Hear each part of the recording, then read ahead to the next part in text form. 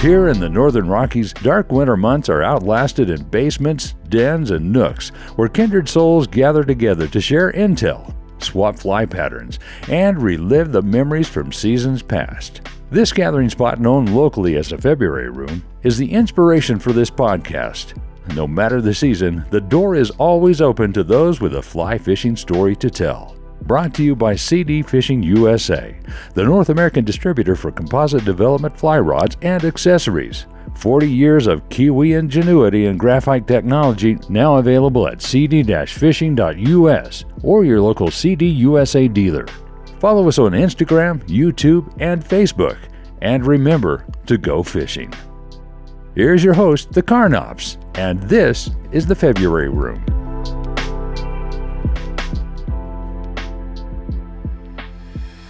Following a few days of non-guided DIY fly fishing in the Florida Keys, I returned home with a nice tan, but more questions than answers. While we caught a variety of fish and had a great time, one fish in particular left me flummoxed, and I'm hoping that my guest today may have some insight for me. He is a captain, a guide, a tournament angler, and host of both the podcast and the TV show, The Saltwater Experience. Tom Rowland, welcome to the February Room. Thank you. Thanks for having me. Well, yeah, man, we really appreciate the time. When you spend as much time on the water as you do, I know the days kind of tend to run together, but there's always those instances that stand out and create lifelong memories. Do you have one such event that you could share with us? You know, there's really, it almost happens on a daily basis. The Florida Keys is such a cool place to fish, and the saltwater fishing is such a good, you know, you just see something different and something unique almost every single day. And about the time that you think you've seen it all or done it all, something else happens. So, yeah, there's so many things that stand out. I guess one, you know, as soon as you said that, the one thing that flashed in my mind was when I had my dad on a show, and Rich, also my partner on Saltwater Experience, he had his dad, so it was a special show. And we went out and we were catching tarpon at Long Key Bridge. And, you know, my dad hasn't caught a lot of tarpon, and Rich's dad, he's more of an offshore fisherman. He doesn't really pay attention to the tarpon either. So it was kind of a new experience for both of them. And during one of the fights, one of the real giant hammerheads there came up and attacked my dad's tarpon about 3 feet from his foot.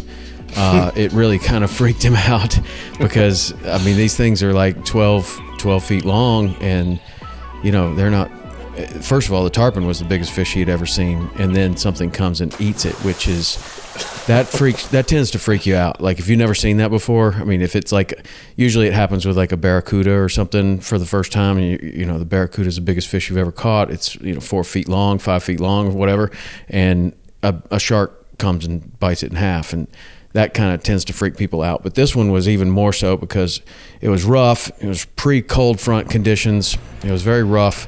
And my dad was sitting on a Yeti cooler on the bow and just trying to fight this tarpon. And then this thing comes and literally eats it right under the boat. And so the wind really started blowing, and we didn't know what we were going to do. So we needed to film one more show. And we had never done this before. We decided we were going to maybe go out and try to catch that hammerhead because it was eating everyone's tarpon. And we weren't going to kill it or anything, but we were just going to try to catch it because it was there. It's, you know, huge. So we did that, and it worked immediately. It was right when we got to the bridge, we saw the fish, put a bait out, and it came right over and ate it.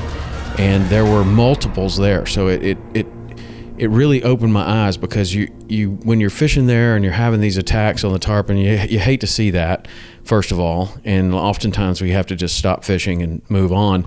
But I'm always kind of thinking like, man, that is one fast fish, because it was over at that other boat, you know, and now it's over here, and then it's going to be down the bridge a little bit. But when we hooked that fish, that really big shark, it turned out to be 13 feet long, and wow. that's about the only measurement we could get on the thing, is just an overall length, from the tip of the boat back to way past the console. And but we saw like 3 or 4 of them while we were fighting that one. So there are multiple sharks there that are all about the same size and look very, very similar. And so a lot of times we think it's just one, but it's multiples, and they actually hunt, or seem to hunt, kind of like a wolf pack. Like that, one of them will kind of, go after the fish, and another will actually come and bite it. But that turned into a real fight because the tide was pouring out when we hooked the fish, and it pushes us way out into the ocean. But then the tide changes because we have this fish on for so long, and it starts to come in, and so the shark starts to go back towards the bridge, and we had to actually, I don't know if you remember what the Long Key Bridge looks like, but it's an old style bridge, and there's just a whole bunch of different spans, hundreds of these spans that are pretty small. I mean, you can easily fit a boat through it, but we had to fit a boat and this 13-foot long hammerhead through the same one. And so it took a lot of real boat handling. It was just me and Rich in there, so if you had had a third person, it would have been much easier. But Rich is trying to help me land this fish, and he's got the leader, and then this thing's trying to go back through the bridge, and it was really close to a lot of collisions because there's a tremendous amount of current there. And even when you're just fighting a tarpon and you have total control of the boat, you can hit that bridge very easily. And so that was really something. And we just got to this point to where it was almost like when you have a funnel and or like even in a river where you have like a big portion of the river going through kind of a little chute, and you see like, maybe it's your strike indicator or whatever. It's like going, and then it just kind of catches the current and it just shoots through this little gap, right? And that's exactly what this shark did. And so it was about 50 or 100 feet away from the bridge, and it's like it could go through that one or that one or that one, and we have to be ready to take the boat through the same span. And we kind of guessed correctly, and were able to follow that shark through the bridge and end up landing it. And then it actually went back through the bridge again, so we had to do it multiple times. And that was the first one of those that I had ever landed, and it, I guess still to this day, it's probably the largest fish I've ever caught. Yeah. But man, what an experience that was. I mean, there were people up on the bridge walking and looking down there. I can't imagine what that looked like to see that. Now we have drones and everything. You could actually get that. But back then we didn't have any drones or anything, so you never got that overhead look. But I remember looking up there, and there was somebody looking over the bridge, and they were like, "Holy cow, man! Look at that!" Like that was just a giant shark, in this little boat, and 2 dudes out there trying to catch that thing. That was something I'll never forget that, because we just don't tangle with those kind of creatures very often.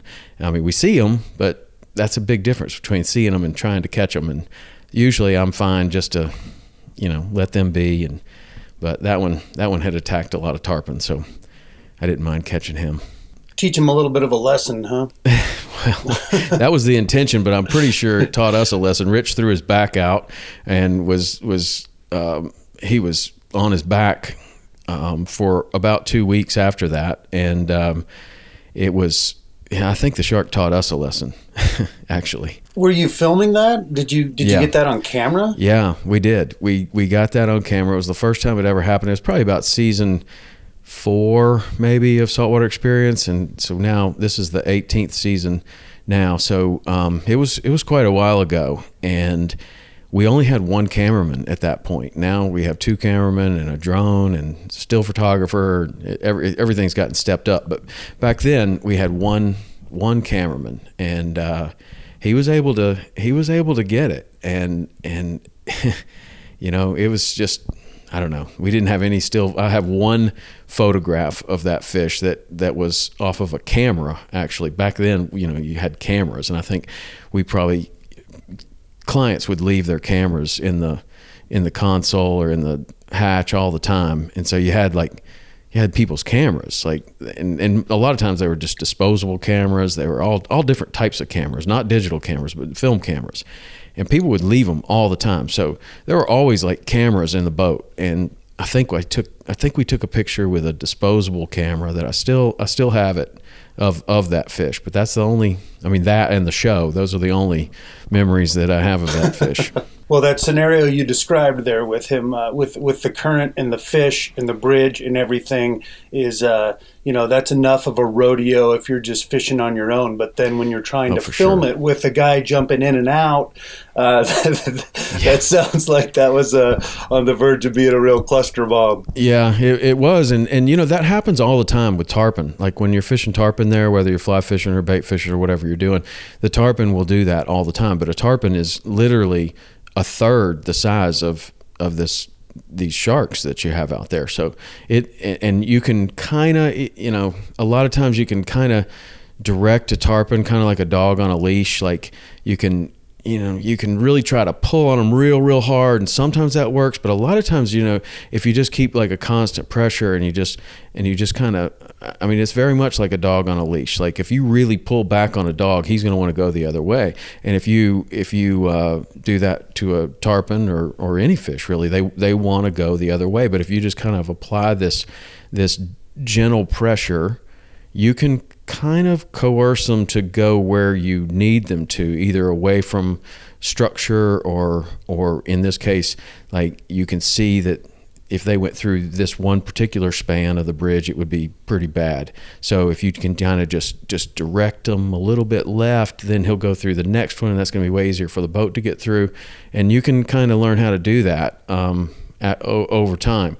But with those big sharks, man, there's that they're going wherever they want to, and you don't have any real control over them. It's crazy. Well, we were catching those little bonnet heads the other day on the flats, which are super fun, and it makes me anxious enough to handle those at the boat. How did you go about releasing a 13-foot hammerhead? Kind of similar. The bonnet shark is a great fish to handle because they actually do have a handle. They're one of the sharks where when you can get those close to you, if you grab them by the dorsal fin and just pick them up out of the water, you have total control over that fish. Especially if he has no purchase with his tail. Like if you try to grab his tail and the dorsal fin, he's all over the place, man, like a snake, and he can turn around and he can bite you and all kinds of stuff. But if you just hold him only by the dorsal fin and lift him straight up out of the water, then he'll kick 2 or 3 times, and then he'll go, he'll relax, and you can get the hook out and you can put him back, and it's good for him and it's good for you. And those actually can be pretty easy to handle. So the big ones are similar, but there's obviously no way that you can lift even a 8-foot hammerhead. You couldn't lift out of the water, or would you want to? But you can grab them by the dorsal. And then, if they're small enough, you might be able to control it enough to get the hook out there. But, when they're really big like that, it took a rope around the head. So a hammerhead is the easiest one to handle because it really does have it's got a place where you can hang on to where you're way away from the teeth. So either you're holding on to the front of the hammer, or you're holding on to the back of the hammer, or you can put a rope around that, and you're not really hurting the fish because you're pulling it with the motor, is engaged, and so you're providing oxygen to the fish, but it's way too heavy for you to hold any other way. So you kind of, if you want to get the hook out, you kind of have to have some way to keep the head of the shark up because it's so heavy. You can't do it, and especially in that situation where in that position that you're in. You're laying on the bow of the boat and you're trying to hold this giant shark up, and it just wants to sink down even a foot or two, and then the mouth is way under the hammer. On a shark like that, it's probably a good 2.5 feet under the end of the hammer. So you can hold those really safely.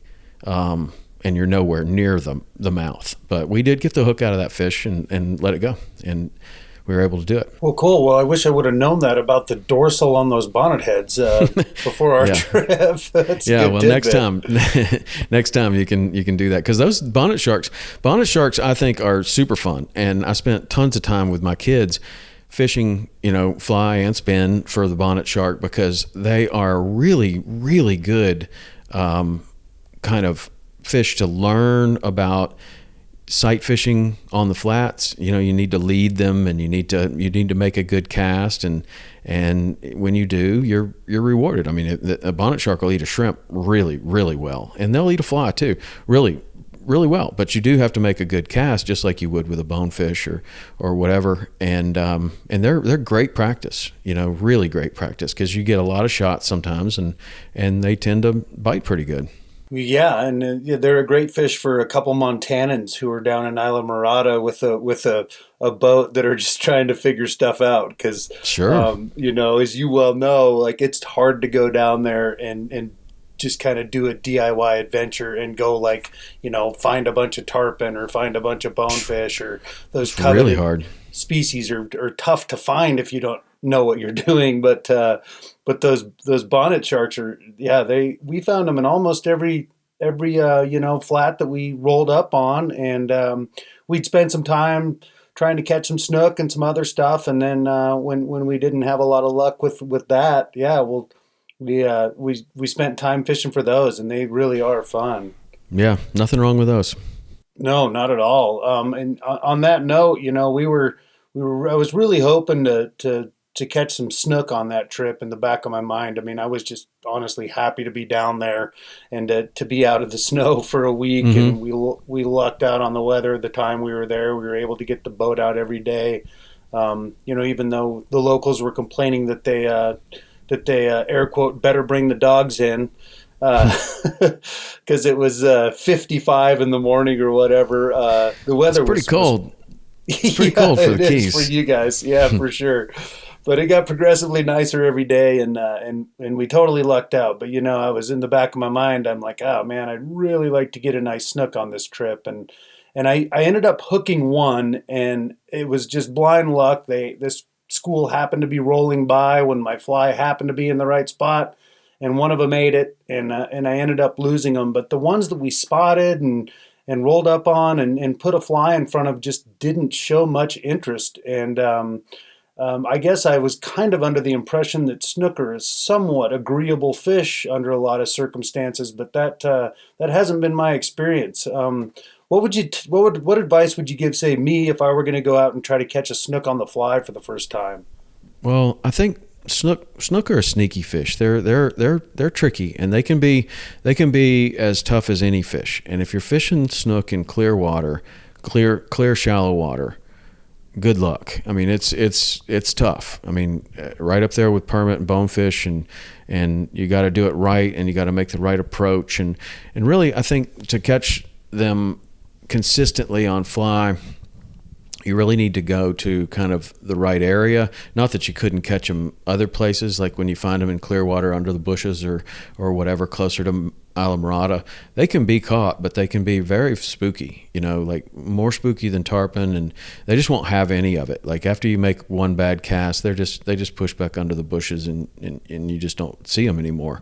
But when you can find them, like up in the Everglades around Flamingo and all the different keys up there and the big flats, and they're out in the open, I find that they're way easier to catch. And what you can do is you can find them on the channel edges, and you can make a really good approach on that fish and make a good cast, as opposed to having to cast around the bushes. And sometimes that can work, and depending on the water clarity and how much they're feeding and all of that, they can be either more aggressive or very non-aggressive. The snook, when you catch them, if you look at them, they have a flat belly, like their belly is flat and almost square, and they use that, or it's been evolved into that, because they just lay on the bottom. They will lay on the bottom and sit there. Like a barracuda will sit there motionless, but a barracuda doesn't lay down with it in contact with the bottom, and the snook will do that lots. And they have a belly that I mean, when you look at the fish, next time you catch one, just look at it, and it's like it has this square belly that kind of, is adapted to do that. And they sit there, and they can sit there when they don't want to feed.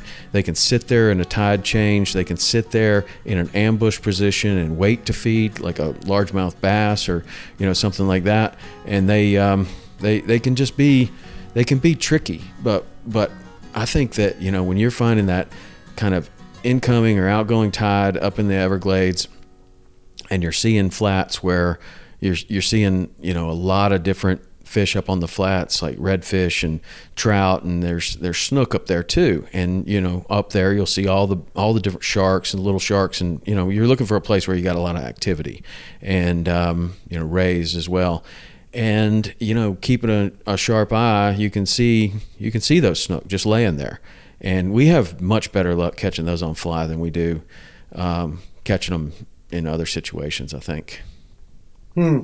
Yeah, well, I'm glad to hear you say that. It makes me feel a little bit better. Oh man, they can be super tough. I mean, especially when you get up around that Boca Grande area and up in there and 10,000 Islands and stuff like that, you'll see these snook, and they will literally be belly crawling. They'll leave a mud trail behind them, and they are super spooky and super difficult to catch. And catching a big one like a 30-incher up there, that's a real trophy fish on fly. That's really good. And, of course, the snook is a like a power feeder, right? Like a largemouth bass. So there are times when the largemouth bass can be super easy to catch when they're feeding and they're aggressive. Snook are the similar kind of thing. You get in there on the right situation, and they will eat, but most of the time you're not going to find that right situation. You're going to find a situation where they are not feeding like super, super aggressively. And I don't know. A lot of people fish also when you're blind casting for them. A lot of people are fishing way too shallow, expecting that they're going to eat something right off the surface when probably, like I was saying, they're right on the bottom. So getting a fly down in a channel up next to a mangrove island can be challenging. You're not seeing them. You're throwing in there. You're blind casting, and you're probably not getting deep enough, because a lot of times we're not getting deep enough when we're fishing jigs and shrimp, and people are just moving it too fast. And it's like, no, you got to they just want it real slow and right on the bottom. And but again, then you'll go to another place, and like, I don't know what he's talking about. These things are super easy to catch. Like, they'll bite about anything. That's what you're looking for. Right. You just got to put your days in and your time in, and hopefully eventually you run into one of those instances where they're on the bite, and you seem to have the right stuff in your hands, right? Mm-hmm. Yeah, exactly. Well, they're an enthralling fish. I don't know, for some reason they got their hooks in me right now. I really want to try to have an awesome snook day one of these days, man. It's a very interesting fish. Yeah, they are. They're wonderful fish, as they all are down there. You guys are blessed. We were down out of Isla Morada, and I'd been down there before, but it'd been a while, and I was really amazed at how user-friendly the keys were in terms of navigability. Everything's really pretty well marked down there. And especially up there. When you get into the lower keys, it's not marked like that at all, and the bottom's hard. So, careful. You can get in trouble. Careful there. Yeah. It's really it's not marked at all. But when you get into the Everglades National Park, I mean, you've got the Park Service maintaining all the markers, and their channel markers, and they'll point you, to the right. There's like an arrow up there that points to the middle of the channel, and then you go to the next one, there's an arrow going, the other way. So it's keeping you right in the middle of the channel. It's very easy to navigate, and then all of those are represented on the chart. So, and these days they're right on your GPS, so you can navigate through there pretty easily. Yeah, it's pretty amazing. It's a pretty good spot for a couple guys from Montana to go poke around. Yeah. And that, that map that they sell down there that has, the fish species denoted on it and everything it turned out to be pretty accurate from what we saw. Yeah. I mean, we didn't catch them, but they were generally there. Yeah. No, I mean, they're good. I mean, there's an old book too that you might, if you're in some kind of old bookstore, you might find one of these, but it's one of my favorite ones. It's Stu App's book, Fishing the Florida Keys and Flamingo, and it's a little book. It's about 30 pages, 40 pages long. It's really small. And when I first got to the Keys, man, I looked at that book and it was like, there should be bonefish here, permit here, or whatever. And those are real spots. I mean, they really are. They're real spots, and it's only gotten better since then. And for the most part, they're showing you, places that most people know. But then, you kind of get to there and you're like, okay, well, they're supposed to be here. I'm not seeing anything here. So I'm going to return on the opposite tide. So maybe the tide's going out. Let's come back to the same place when the tide's coming in, and let's see what we find here. And usually, at some stage of the tide, those are real spots. The trick is, getting the weather and the tide to match up to where you can make it happen.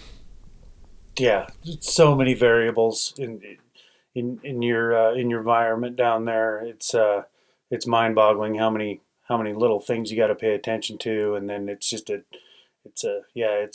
a complex problem and a quite a puzzle to try to solve. I understand why the guides down there demand what they do for a day, because the amount of time that it takes to figure that stuff out is it's considerable. It takes a while, but then you start learning how to learn faster. Well, it's sure fun trying. It is February here, and this is the month when we see our fellow Montanans slothing around like depressed zombies. And when the fans of the show Yellowstone realize that their big move to the mountains might have been a mistake, and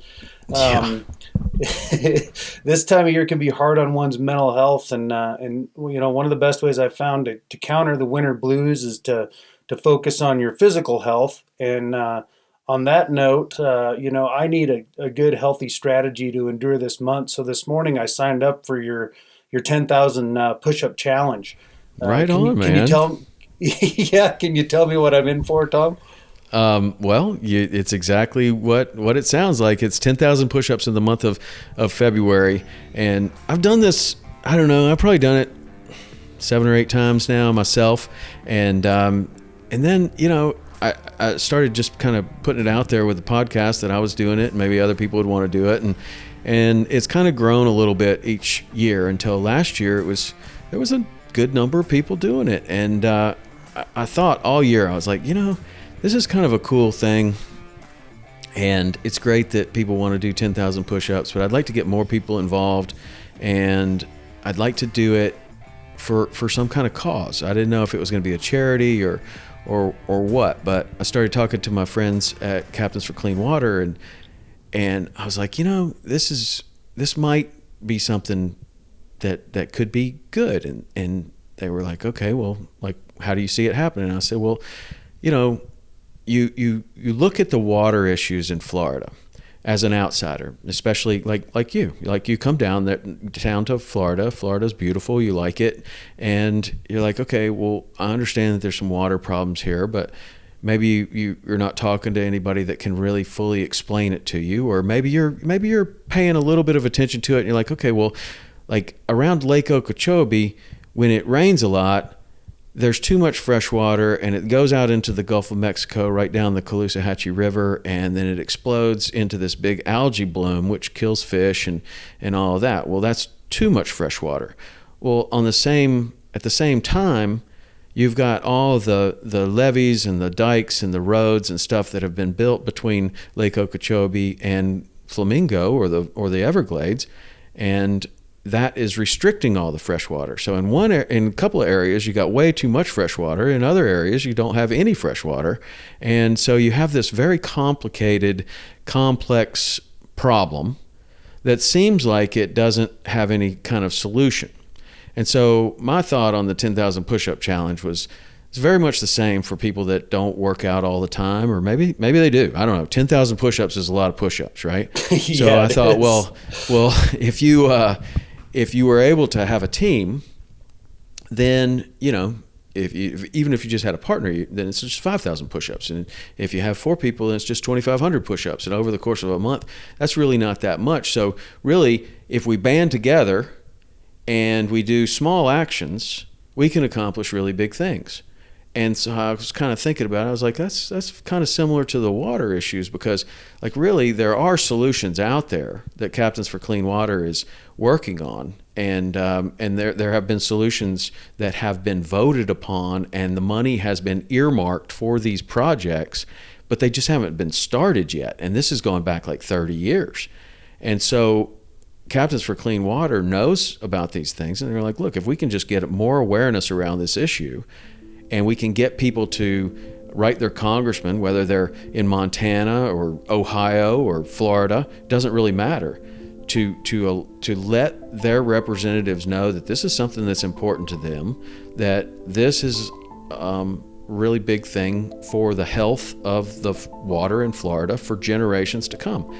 And we can take actions together as a group that will make huge strides in cleaning up the water and making sure that our grandchildren can see the Everglades even better than the way that we can see it. So that's kind of what the 10,000 push-up challenge is this year. It's this big, overwhelming goal that seems like it's impossible, but if you band together, then a lot of small actions by a few people can do great things. And of course, you can still do it by yourself if you want to, and lots of people do. 10,000 push-ups is, I think, for February, it's a shorter month. I think it's 29 days, and I think it's 357 push-ups a day, every day during the month of February. But some people finish in 10 or 12 days, and those people are hardcore, man. They're going after it, doing a lot of push-ups a day. And this morning was the first one. And so I got on Instagram Live and was doing some push-ups with some people there, and some people had already done 450 of them at 7 o'clock this morning. So I mean, people get serious about it. Schedule. Yeah, well, I've got 350 today, and I'll do some more later. I like to do about 500 or 600 a day, and that's good. If I do a lot of them in the morning, and then maybe hit a few kind of around lunchtime, and then do some more at dinner, or before bed or whatever, then I'll hit that 500 or 600 number. And when you do it like that, you'll start burning through the push-ups. And I got a spreadsheet that you can download on the website, TomRowlandPodcast.com, and you can get this spreadsheet, and it shows you, you've completed 0, you have 10,000 left. So every time you put a number in there, the Excel spreadsheet will just update it. So you did 500, so now you have 9,500 left. And at this pace, now you can see how the numbers have gone down as you've gotten ahead. So it's like, I just did that just a little while ago. It's not like I'm a mathematician here, but it said if at this current pace, now I need to do 339 per day for the rest of the month, and I'll hit the 10,000. But I think it's good. It raises awareness, and the team aspect of it is really good, because this year, you'll have a lot of people that are asking you, what the hell are you doing 10,000 push-ups for, man? I've never done 10,000 push-ups in my whole life. I mean, that's what most people say. And then it's an opportunity for you to just say, well, it's for this. It's for the water issues in Florida. What water issues in Florida?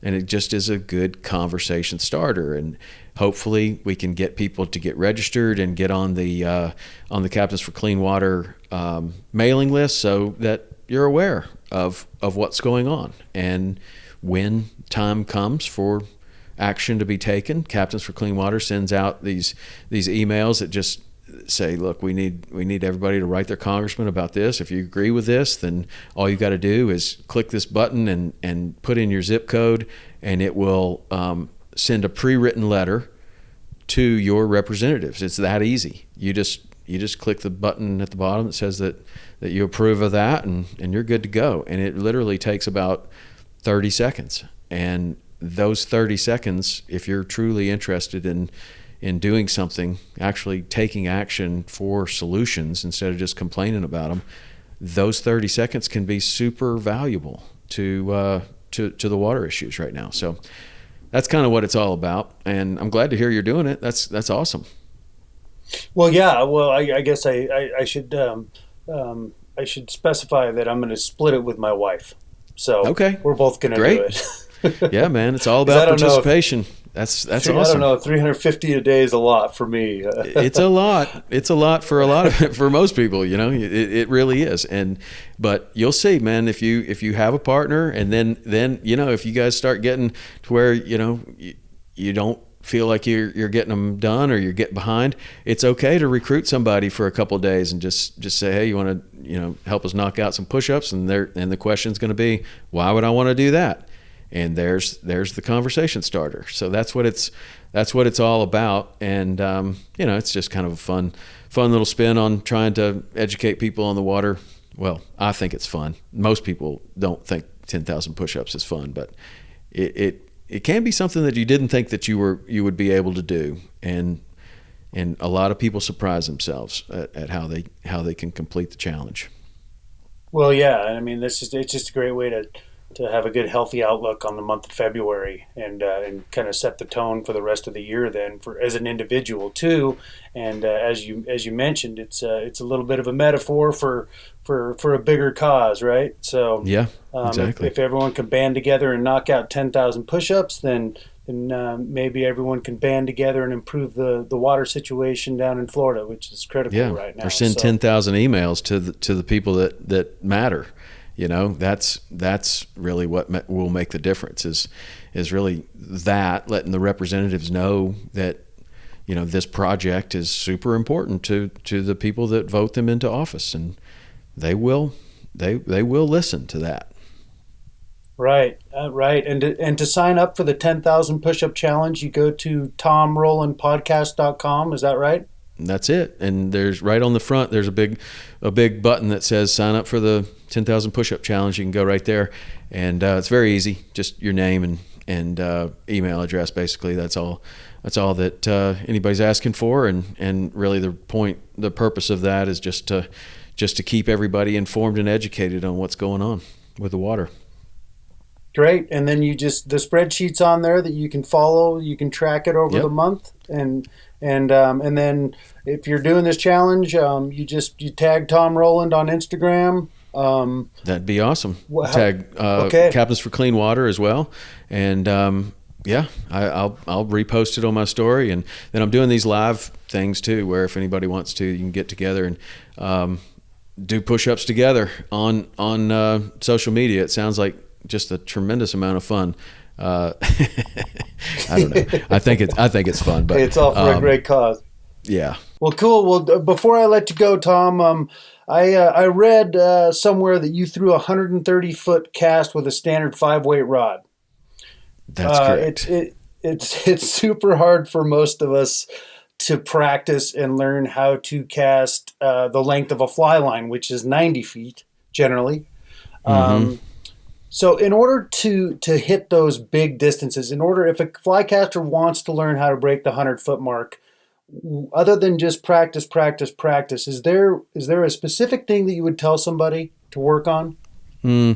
Well, it does help to be in Denver, Colorado when that happens. Just like the baseball, the fly line does fly further at altitude, so that is part of it. And maybe you get not 40 feet further. Yeah, well, maybe you get an extra 5 feet or something like that, or it'll unroll a little bit better. But basically, there's really no reason that you need to cast that far.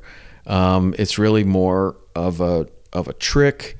It's really more of an exercise in control. And so a long cast is really great, but I don't really ever expect to catch a fish at that distance. So there's really no reason that it's necessary. That's what I would say first. But if you want to impress your friends and you want to be able to throw it, if you have the wind, a little bit of wind at your back, that also helps, but it can also hurt. Certainly wind in your face is not good, but when in this particular situation, we were doing it indoors, so there's no wind, and it was in Denver, Colorado, where that particular cast happened. But the real trick to that is that you have in that thing that we were doing, it was called the Best of the West Fly Casting Competition, and it was done at these ISE expositions, and you could use any off-the-shelf manufactured fly rod, 9-foot 5-weight, that was marked on the rod as 9-foot 5-weight. But the thing that was uniform across the competition is that you had to use a certain fly line, and in this case, it was a Cortland fly line.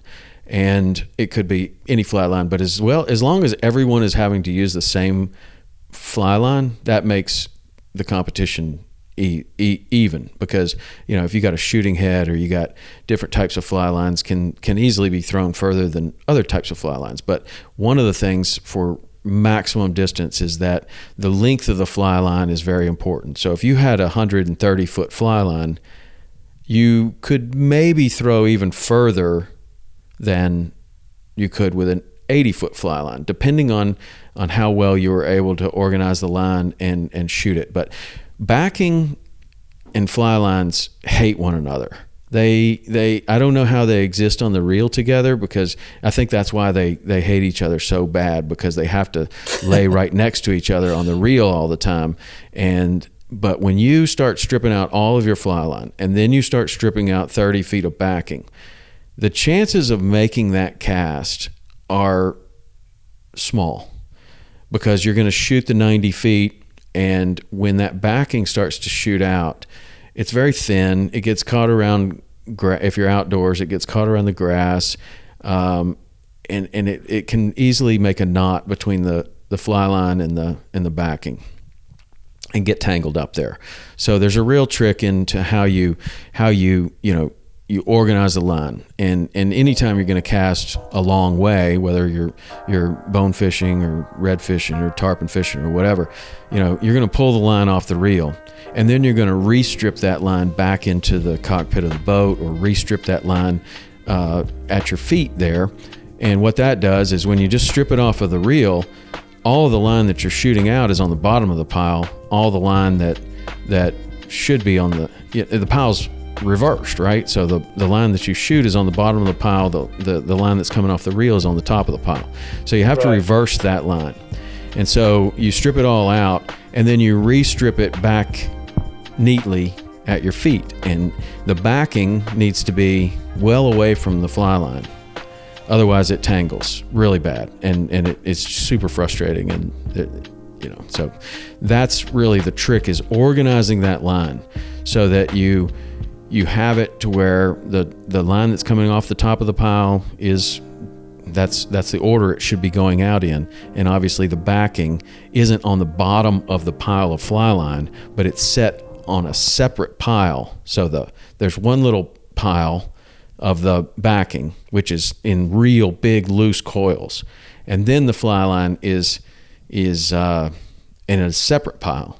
So you would never do this when you're fishing by any reason. It would be a disaster. But if you're somewhere where there's not a lot of wind, so you would have these two piles kind of out in front of you, and there would be a piece of line that would be the backing, and the connection to the fly line that would be in the middle of these two piles. So then when you go to make your cast, and the reason why the 5-weight is really, I think, the best rod for this particular thing, of just seeing kind of what kind of control you have with a fly rod, because you can only carry so much line in the air with a 5-weight. Now, when you step up to a 10-weight or a 12-weight, the rod has more backbone. You're able to carry more line in the air. So you might be able to carry 60 feet in the air easily with a 12-weight. And so if you're carrying the 60 feet in the air, you're going to be able to shoot a good amount of line, right? But the real trick to any distance casting is maintaining real loop control at the greatest distance that you possibly can. So, you're casting back and forth with the line in the air. You've got good formation of a loop to where it's like a bullet, and then you shoot the line on your back cast, you catch it, and you carry that amount of line only once, you're never going to be able to carry that again forward and then again back and then shoot it. So you carry the most amount of line that you can with the best loop shape, and then right before you're going to cast, you go into your big back cast with a huge haul, and you shoot about, I don't know, maybe 10% or so of the line on that back cast, and then you come forward and make a huge haul and even take a big step forward, and that's your delivery cast.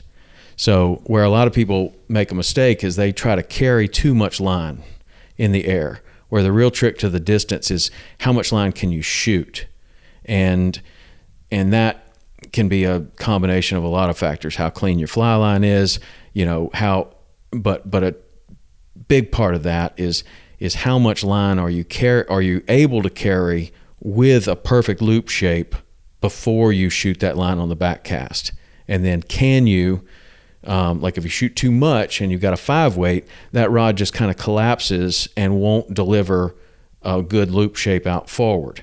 So you can shoot too much on the back cast and then not be able to make the forward cast, or you can shoot too little on the back cast and it just doesn't have it's kind of like a spinning rod with a lure, right? Like if you have a lure that weighs way too much, when you come forward, the rod just won't throw it out there. But if you have one that's way too light, when you come forward, it just won't carry the line very far. But when you get that perfect match of the right lure for the right spinning rod or surf rod or whatever, and you come forward, it just really takes off. And the fly line is exactly the same way. And it just takes a lot of practice, really, honestly, on dry land, to get to where that happened, to where you can do that really accurately. And you go through a ton of fly lines because, the dry land is terrible for your fly line. But it is, like I say, it's totally unnecessary for fishing. But at the same time, if you want to be a much better caster, this is a trick that you can use to develop way more accuracy. So in other words, if you can cast 100 feet really well and somewhat accurately and with great loop shape, and you're able to make that 100 feet turn over at the end, man, 60 feet's a breeze, right? And then 60 feet with a heavy headwind is a breeze. And 60 feet with the wind at your back is a breeze. And 60 feet with a crosswind is a breeze. And, 60 feet that's about what you really need to cast in saltwater, anywhere between 40 and 60 feet. And if you can cast a little further, that helps occasionally. But most fish are going to be caught, at 50 or 60 feet, honestly. And so, if you can cast a little further, that makes it way easier to cast at that 60 feet. That's your comfort zone. Instead of, like most anglers, when they come down to the Keys, 60 feet is their max.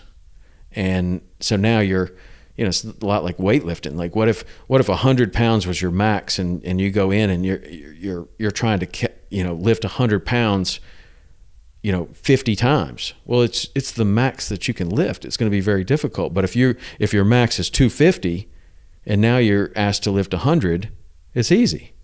And that's the same thing with archery or fly casting or whatever. Is like, the archery guys, they practice shots that are longer than what they would ever really shoot at an animal. But when they're able to master that, and then they come back into their sweet spot of like 40 yards or whatever, they're perfect every time. And that's the same with the fly caster. So I don't know if I explained that as well as I could have. I thought you did. That I thought that was that was a great explanation.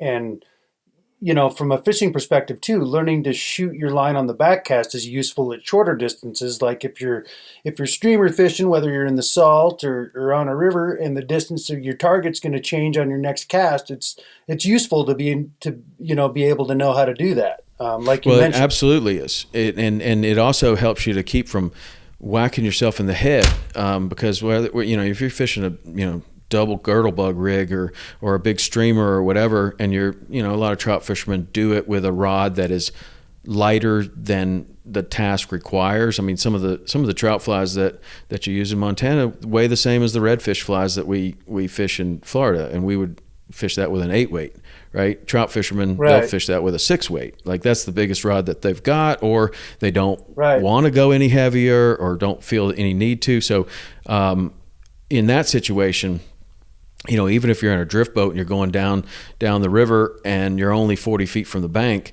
if you can, you cast, let's say you're streamer fishing, you cast to the bank and then you strip, and all the fish are within that, 8 to 10 feet away from the bank. So when you get to there, you just pick the line up, and if you're good at shooting line on the back cast, you can take that pickup cast, shoot the line, the 10 feet, and then you can go right back to the bank immediately, without any false casts whatsoever. And so if you're good at that, you think about that, you're going to go on a 10-mile float and you're doing that every time, you're going to be on the bank between that 8 and 10 feet off the bank way more than the guy in the back that's taking 2 false casts or 3 false casts every time he's trying to get the line out there. And that's like a little saltwater kind of thing that helps greatly in trout fishing.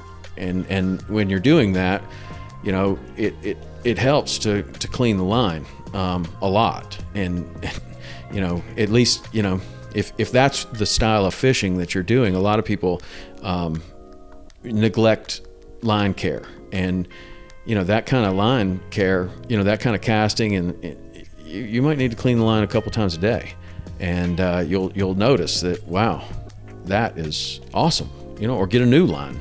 Some people fish a line all season, and that's great, but if you're really fishing like that, a new line will make it way easier. And also fishing with a rod that is the right weight for the fly that you're fishing, and you can be way more accurate with a 7 weight than you can be with a 5 weight, or way more accurate with an 8 weight than you can be with a 6 in certain situations. You're fishing a big double bunny or something like that, and I just find, a lot of people, myself included, when I go trout fishing, I tend to use a lighter rod than what I would use in saltwater, and I'll kind of wonder after a while, like, why am I doing that? Because I could do the job way better with a little bit heavier rod. But a lot of people don't have them. There's only a certain time of the year where you're using that, and so a lot of people just they have 1 or 2 fly rods, and that's fine. You can learn how to do it with a lighter rod, but if you have the rod at your disposal, use it, or at least try it and see if it's better for you. It might not be. Is it useful at all, Tom, if you're gonna go out and practice, and what you mentioned about flipping the line and organizing the line, I think is really good information. Is it useful at all to add a piece of amnesia or like slick shooter or something between the fly line and the backing if you're going to go out and try to practice a 100-footer? I mean, it could be. That stuff will definitely not tangle as bad, and that's great. And when you're doing like a real distance competition, with a shooting head, that's what they use. There's a shooting head and then a running line, and those guys, they hold the shooting head, back and forth until they get that loop shape perfect, and then they let it fly. And like a Steve Rajeff or somebody like that, you might see him. He doesn't just pick it up and go back and forth twice and then let her fly. He's making sure that loop shape is absolutely perfect and the angle of delivery is absolutely perfect. And then when he lets it go, it really doesn't look a lot different than all the other casts. But to him, he's watching that loop shape, and then the running line, just takes off with mono. In those type of competitions that we were talking about earlier, it's a different kind of thing because everybody's using the same fly line, and I don't think that was allowed. It was just they would give you a reel, and you would just put that on whatever rod that you brought. So, like if you were a Scott guy or you were a Sage guy or whatever, you would bring that rod, and then they would give you a reel that was already identical to everyone else's. And so you didn't have that opportunity to do that. So it depends on what you're practicing for. Like I say, it's totally unnecessary to become a better fisherman. or Right. to practice something that you're never going to use that in fishing. But if it's something that you're interested in, or you're going to be at these ISE shows and you want to try your hand at it, what I suggest is practicing exactly the way that it will be in the competition. Because if you practice with amnesia and then you get there and there's Dacron backing, you're going to be, it's not going to be the same, right? So you want to do everything that you can to understand what it is that you're going to be casting. Like, how long is the leader? Which exact fly line is it? Is it Dacron backing? And if so, what pound test? And that makes a big difference. Like, whether it's 50-pound test or 20-pound test or 15-pound test, it's thinner and thinner and thinner and easier to tangle. And so whatever you're doing, if you can find out exactly what the rig is that you're going to be using there, and then practice with that, or as close to that as you can possibly get, you're going to be way better off when you get to that particular competition. If you're just trying to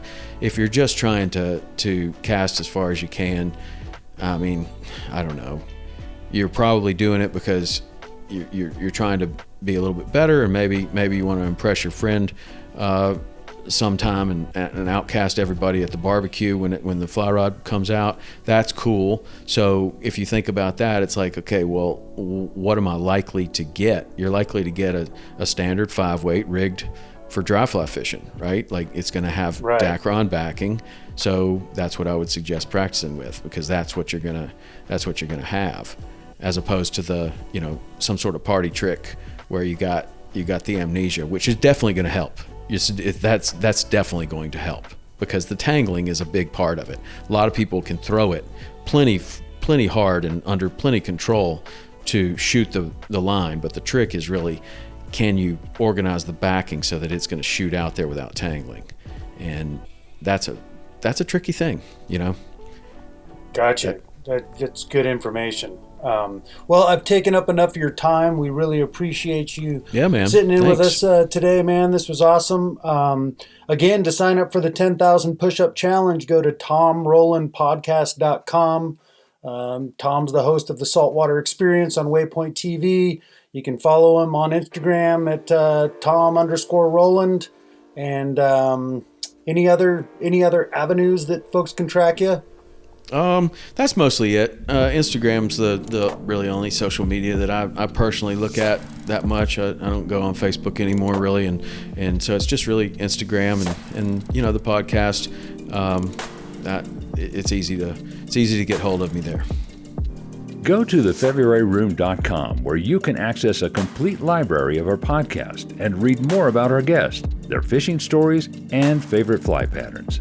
We're always looking for exceptional fly fishing yarns, and if you have one to spin, shoot us an email at info@thefebruaryroom.com. The February Room is always free, but if you feel like throwing a nickel in the pond, we appreciate any additional listener support. For companies and individuals interested in sponsorship opportunities, please contact us for our media kit. Thanks for stopping by the February Room, and we'll see you down here next week.